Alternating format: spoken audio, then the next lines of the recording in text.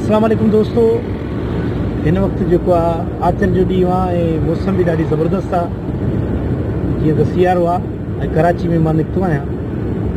कराची में इन वक्त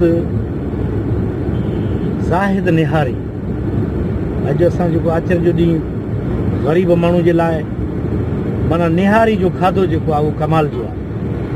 ऐं निहारी जे खाधे में इहो आहे त ज़ाहिद निहारी हिकु त तमामु ज़बरदस्त साफ़ सुथरी निहारी आहे ऐं उन खां अलावा ॿियो खीसे ते बि घणो बोझ न थींदो आहे।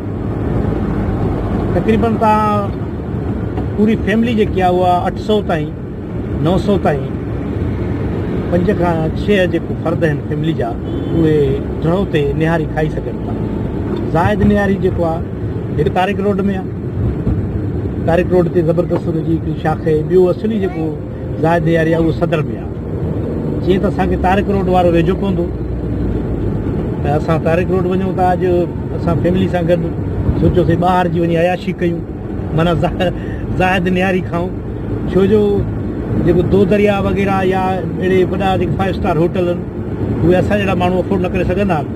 इन जे लाइ फैमिली खे जेको आहे ख़ासि करे आचर जे ॾींहुं उहो अहिड़ी जॻह ते ज़रूरु वठी वेंदा आहियूं जिथे मानी बि सुठी हुजे, साफ़ु सुथरी ऐं सस्ती बि हुजे। त पोइ असांजी जेके रेंज में अचनि था उहे ज़ाहिद निहारी टाइप हुजे या जेको बिरयानी वग़ैरह हली वेंदी आहे उहा बि कंहिं राजपूत या स्टूडेंट जी बिरयानी। उन खां अलावा जेको असांजा जेके सिंधी होटल आहिनि उन में जीअं कैफ़े सिंध ख़ासि करे कराची में जेको आहे सिंधी माण्हुनि जे लाइ तमामु ज़बरदस्त आहे कैफ़े सिंध। ऐं उन में बि असां वेंदा आहियूं फैमिली सां गॾु, उते खाईंदा आहियूं। उतां जा खाधा साफ़ु सुथरा आहिनि। उन खां अलावा वरी जोहर चौरंगी जी कमरान चौरंगी आहे हिते ओताक हिकिड़ो असांजो हिकिड़ो सकाफ़ती ट्रेडिशन बि आहे। हिकिड़ो ओताक जेकी आहे जंहिंमें महिमान ईंदा आहिनि त उन नाले सां बि होटल हिकिड़ो खुलियो आहे जंहिंमें फ़िलहालु जेको चांहि रिफ्रेशमेंट आहे शायदि।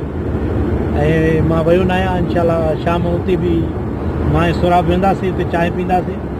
छो जो सिंधी माण्हू खोलियो आहे, उनजी हौसला अफ़ज़ाई बि थिए। घर में कारोबार कनि था, पंहिंजी सिंध जो गादी जो शहर आहे, असांजा माण्हू हिते कारोबार कनि था।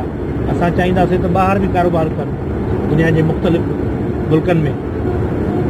ऐं अॼु जेको आहे सो बाक़ाइदे फुल चढ़ाई आहे ज़ाहिद निहारी। हीअ मुंहिंजी धीउ आहे मरियम बतूल।